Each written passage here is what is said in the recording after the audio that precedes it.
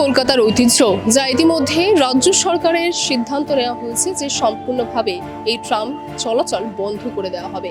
শুধুমাত্র জয় রাইডের জন্যই থাকবে ট্রাম। তবে এই যে সিদ্ধান্ত নেওয়া হয়েছে সম্পূর্ণভাবে ট্রাম বন্ধ করার, তার আগে তো বহু দিন ধরে বা বলতে পারেন বছর ধরে ধীরে ধীরে বহু রুটে তো এই ট্রাম চলাচল বন্ধ করে দেওয়া হয়েছে।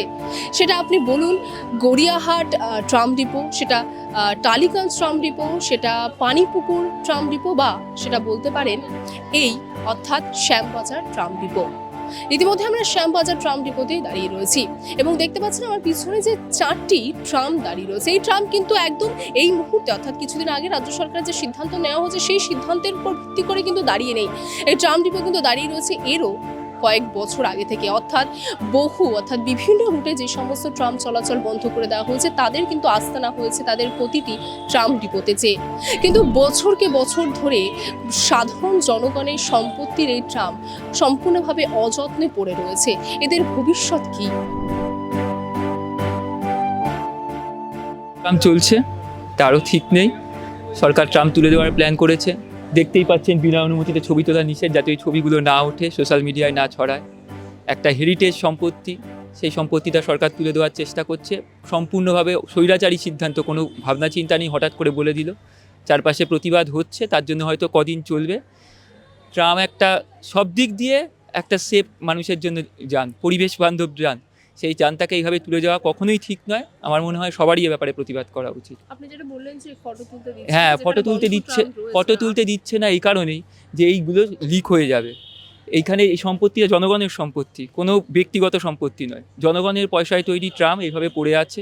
সেই ট্রামগুলোকে বছরের পর বছর ফেলে রেখে ওটা যখন স্ক্র্যাপ হয়ে যাবে ওরা বেচে দেবে। আর এই পুরো ডিপোটায় কয়েক হাজার কোটি টাকার ডিপো সারা কলকাতায় পড়ে আছে, সেগুলোকে বেচে দেবে, প্রমোটিং করবে। এর জন্য একটা হেরিটেজ সম্পত্তি নষ্ট করে দিচ্ছে। শুধু তো শ্যামবাজার ডিপো না, আরো তো শ্যামবাজার, গড়িয়াহাট, রাজাবাজার সব কটা ডিপোর একই অবস্থা। প্রত্যেকটা ডিপোয় গিয়ে দেখবেন গড়িয়াহাটেও তুলতে দিচ্ছে না, রাজাবাজারে তুলতে দিচ্ছে না, বন্ধ ট্রাম ভেতরে পড়ে রয়েছে, কয়েকশো ট্রাম পড়ে আছে। সরকারের ট্রাম নিয়ে কোনো ইচ্ছে নেই। পাশের এশিয়ার অন্যান্য দেশগুলো ট্রাম লাইন পাচ্ছে, গোটা ইউরোপ ট্রাম লাইন পাচ্ছে।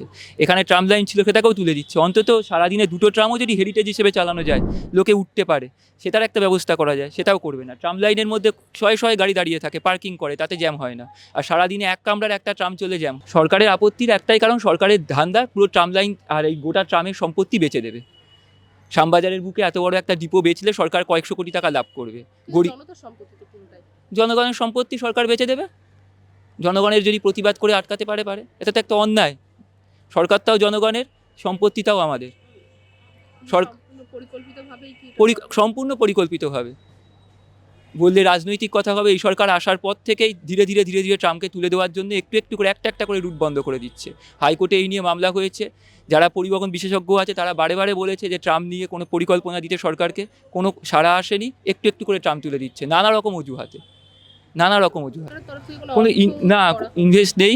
এমনকি ডালহৌসিতে যেখানে ট্রাম লাইন পাতা ছিল, ওখানে মেট্রো হচ্ছে, সেন্ট্রাল গভর্নমেন্ট টাকা দিয়েছে, সেই টাকাও রেখে দিয়েছে, কিন্তু বলেছে আমাদের দরকার নেই, ওই ট্রাম লাইনটাকেও তুলে দিয়েছে।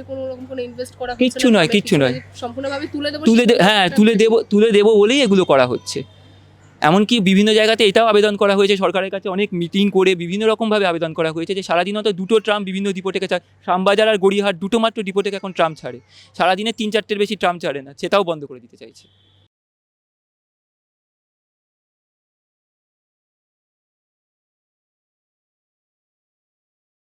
স্তব্ধ ট্রামের ভবিষ্যৎ নিয়ে যেমন একটা প্রশ্ন রয়ে গেল, তার পাশাপাশি মানুষের ট্যাক্সের টাকায় তৈরি বিধাননগর থেকে জোকা পর্যন্ত গোটা শহরকে, যেখানে একদম শিরা উপশিরার মতন ট্রাম চলাচলে, যে লোহার পাত থেকে শুরু করে মাথার ওপরে লোহার বৈদ্যুতিক তার রয়েছে, তারই বা ভবিষ্যৎ কোন দিকে রয়েছে একটা বড় প্রশ্ন হয়ে দাঁড়ালো। ক্যামেরায় রিতমের সঙ্গে নীলম দাস রিপোর্টিং, বাংলা হান্ট, কলকাতা। বাংলা হান্টের আরও খবর দেখতে নজর রাখুন। বাংলা খবর মানেই বাংলা হান্ট।